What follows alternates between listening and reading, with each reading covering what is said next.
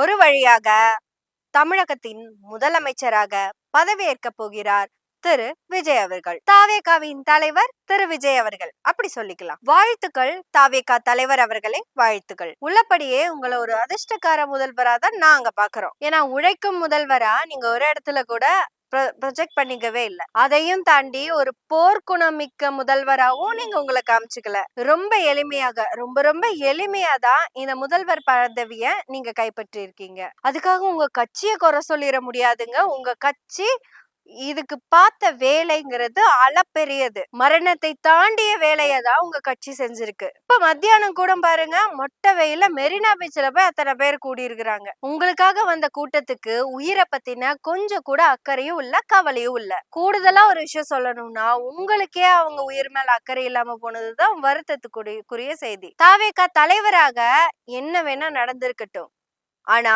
ஒரு முதல்வராக இது திருப்பி நடக்காம பாத்துக்கிறது உங்க பொறுப்பு. எங்க மக்களின் முதல்வர் முத்துவேல் கருணாநிதி ஸ்டாலின் அவர்கள் பாத்திருக்கீங்கல்ல, இப்ப கூட அவரு உங்களுக்காக தான் பேசியிருக்காரு. உங்களுக்காகனா தமிழ்நாட்டு மக்களின் நலனுக்காக. கட்டாயமாக ஆட்சி அமைச்சே ஆகணும், அதுக்கு ஆளுநர் காலதாமதப்படுத்தக்கூடாது. ஆனா நீங்க உங்க கட்சிக்காகவும் பேசல, உங்களுடைய வேலையான சினிமாக்காகவும் பேசல, இன்னைக்கு மக்களுக்காகவும் பேசல. இன்னைக்குமே உங்களை அந்த இடத்துல கொண்டு வந்து நிப்பாட்டி இருக்கிறது மக்கள் மட்டும்தான். இன்னைக்கும் உங்களை அந்த இடத்துல கொண்டு வந்து நிப்பாட்டி இருக்கிறது இந்த மக்கள் தான். இது வரைக்கும் நடந்ததெல்லாம் பிரச்சனை இல்லைங்க, அது தாவேகா என்கிற ஒரு கட்சியினுடைய தலைவருடைய பிரச்சனை. அந்த கட்சிக்கும் தலைவருக்குமான அந்த பிரச்சனையை பத்தி நம்ம பேச வேண்டியது இல்லை. ஆனா பொதுமக்களா இருந்து நம்ம பேசணும். இதுக்கு பேரு தான் திராவிட மாடல் திமுகன்னு சொல்றது. ஏன் சொல்றது தெரியுமா?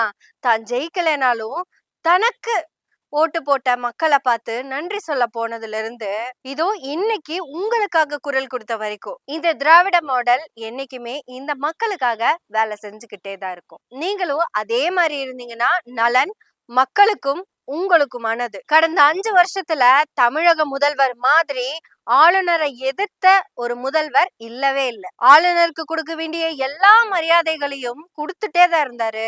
ஆனா மக்களின் நலனுக்கு எதிராக ஆளுநர் செயல்படும் போது போர் குரல் எடுத்து முன்னாடி நின்னது முதல்வர் தான். ஆனா இந்த 2 நாள்லயே நீங்க இவ்வளவு கோழையா இருப்பீங்கன்னு யாருமே எதிர்பார்க்கல. நீங்க மட்டும் இல்லைங்க, நாளைய முதல்வர் அவர்களே, உங்க ஒட்டுமொத்த கட்சியும் மௌனத்துலதான் இருந்தது. இனியாவதும் இந்த மௌனங்களை எல்லாம் உடைச்சிட்டு மக்களுக்காக களத்துல நின்னு பேசுங்க. அப்புறம் இந்த சட்டமன்றம் அப்படிங்கிறது பஞ்ச் டயலாக் பேசுற மேடை இல்ல. முதல்வர் நாற்காலி அப்படிங்கிறது நடனமாடும் மேடையும் அல்ல. சட்டமன்றத்துல உட்கார்ந்து இருக்கிற எல்லாரும் லெஜிஸ்லேட்டிவ் மெம்பர்ஸ் அப்படிங்கறத அவங்களுக்கு உணர்த்துங்க. இல்லைன்னா விசில் அடிச்சுட்டு ஏதாவது உட்கார்ந்துட போறாங்க அவங்க எம்எல்ஏங்கிறத மறந்து. நீங்க அமைக்க போற அமைச்சரவையில அவங்க எல்லாரும் அமைச்சர் அப்படிங்கறதையும் ஞாபகப்படுத்திருங்க. அவங்க எல்லாருமே அவங்களுக்கு கொடுக்கப்பட்ட துறைய ரொம்ப கான்சென்ட்ரேட் பண்ணி ஒர்க் பண்ணணும். எப்படி தெரியுமா? இதோ சொல்றேன், கேட்டுக்கங்க. எங்க முன்னாள் கல்வி அமைச்சர் அன்பில் மகேஷ் பையாமொழி அவர்கள், கல்விக்காக அவர் தீட்டிய திட்டங்களும் அவர் கொண்டு வந்த சில ஸ்கீம்ஸும் கிட்டத்தட்ட தமிழ்நாட்டுடைய கல்வி தரத்தை வேற ஒரு இடத்துல கொண்டு வந்து நிறுத்திருக்கு. அதுக்கு இன்னைக்கு வந்த ரிசல்ட் தான் ஆதாரம். கடந்த ஆண்டை விட இந்த ஆண்டு தேர்ச்சி சதவீதம் அதிகம். ஆனா இன்னைக்கு அவரு ஒரு எம்எல்ஏவா கூட இல்லைங்க. ஆனா தான் வேலை செஞ்ச அந்த துறைக்கு கிடைச்ச வெற்றிய சந்தோஷமா எல்லாத்துக்கிட்டையும் பகிர்றாருங்க. எஸ், இதுதான் திராவிட மாடல். எங்களுக்கு பதவிங்கிறது தோல்ல இருக்கிற துண்டு மாதிரி. தமிழ்நாட்டினுடைய விளையாட்டு துறைய எங்க விளையாட்டுத்துறை அமைச்சர் எந்த அளவுக்கு மேம்படுத்தி இருக்காருன்னு நம்ம எல்லாத்துக்குமே தெரியும். உங்க முன்னாடி இருக்கிறது எல்லாமே மைல் ஸ்டோனுங்க, மொத்தமாவே மைல் ஸ்டோன். அடுத்த 6 மாதங்கள்ல நீங்க என்ன நினைச்சாலும் தமிழகத்தோட வெற்றிய தடுத்து நிறுத்திடவே முடியாது.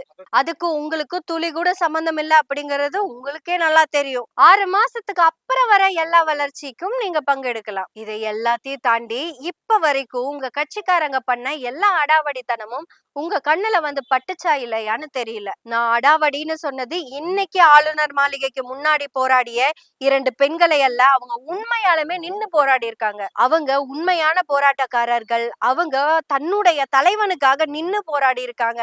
அவங்களுக்கு வாழ்த்து தான் நாங்க சொல்றோம். அதையெல்லாம் தாண்டி எலெக்ஷன் ரிசல்ட் வந்ததுக்கு அப்புறம் கடந்த 3 நாள்ல உங்க கட்சிக்காரங்க பண்ண அடாவடித்தனத்தை தான் நான் இங்க குறிப்பிடுறேன். அதெல்லாம் என்ன ஏதுன்னு உங்களுக்கு நல்லாவே தெரியும். வீடியோ கூட போட வேணாம், நாங்க சொல்லவும் வேண்டாம். இது எல்லாத்துக்கும் நீங்க நேரடியான பொறுப்புன்னு சொல்லல. ஆனா உங்க கட்சிக்காரங்களுக்கு கட்டளை இடுறதுக்கான எல்லா விதமான ரைட்ஸும் உங்ககிட்ட இருக்குல்ல. ஆனா ஒரு தாவேகாவின் தலைவராக ஒரு நாளும் நீங்க அந்த தப்புகளை சரி செய்ய சொன்னதே கிடையாது. ஆனா முதல்வராக தயவு செய்து அப்படி இருந்துராதீங்க. தமிழ்நாட்டுக்குன்னு மிகச்சிறந்த பண்பாடும் கலாச்சாரமும் இருக்கு. கிட்டத்தட்ட உங்க ரசிகர்கள் தமிழ்நாட்டை ஒரு வடநாடு மாதிரியே மாத்திக்கிட்டு இருக்காங்க. ஆனா ஒரு முதல்வராக நீங்க உங்க கட்சிக்காரங்களுக்கு சொல்ல வேண்டிய முதல் கட்டளையே இதுவாதான் இருக்கணும்னு நான் நினைக்கிறேன். யாரு தவறு செய்தாலும் தண்டனை உறுதி. தாவேகா காரன் செய்தா தண்டனை கூடுதல். ஏன்னா அவங்க செய்யற தவறு என்னைக்கும் முதல்வராய் இருக்கிற உங்களை தான் பாதிக்கும். தயவு செய்து உங்க கட்சிக்காரங்க ஒவ்வொருத்தங்களுக்கும் கட்டுப்பாட்டை கொடுங்க.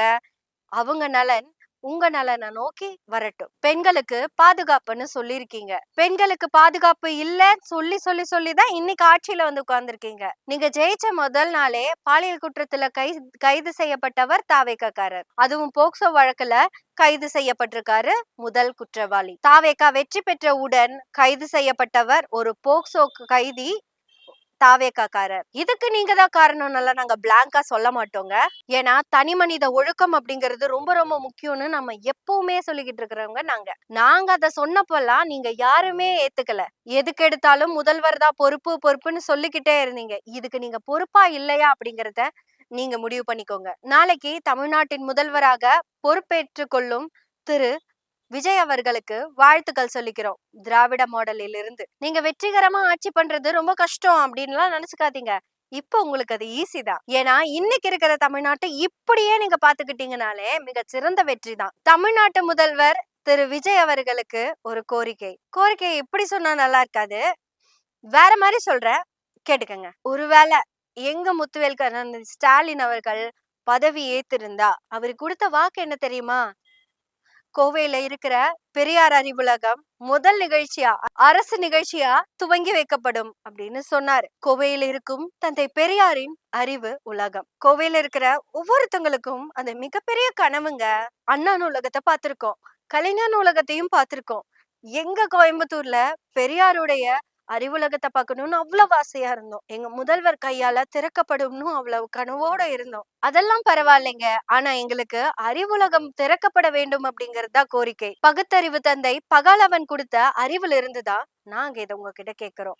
தேர்தல் வெற்றி தோல்வி அப்படிங்கறது நாங்க இன்னைக்குமே பெருசா பார்த்தது இல்ல.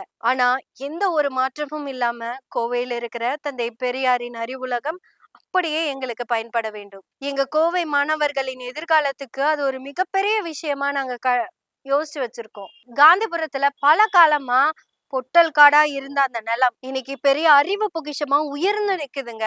திறந்த புத்தகமா அந்த கட்டடம் எங்களை வரவேற்க காத்துக்கிட்டு இருக்குது. தந்தை பெரியார் அறிவுலகம். ஒன்னும் தப்பில்லைங்க. எங்க கோரிக்கை உங்களுடைய முதல் நிகழ்ச்சியா அறிவுலகத்தை வச்சுக்கோங்க. இத எங்க முதல்வர் ஸ்டாலின் கூட கண்டிப்பா வரவேற்பார். கோவை மாணவர்களே, இந்த அறிவுலகம் நமக்காக கண்டிப்பா திறக்கப்படும். இல்லைன்னா கேட்டு பெறுவோம், கோரிக்கை வைத்து பெறுவோம், இல்லைன்னா போராடி பெறுவோம். அப்புறம் முக்கியமான விஷயத்த சொல்ல மறந்துட்டு சொல்லிடுறேன். இதுவரைக்கும் திமுக ஆதரவாளராக கூடிய விரைவில் திமுக காரியாக பெருமை மிகு திமுக காரியாக அடையாள அட்டையோடு உங்கள் முன் பேசுவேன். என்னைக்குமே பேசுவோம். எனவே பேசுவோம் நாள்தோறும். உங்களுடைய ஆதரவுகளை நன்றிகளோடு எதிர்பார்த்து கொண்டிருக்கிறோம். நன்றி, வணக்கம்.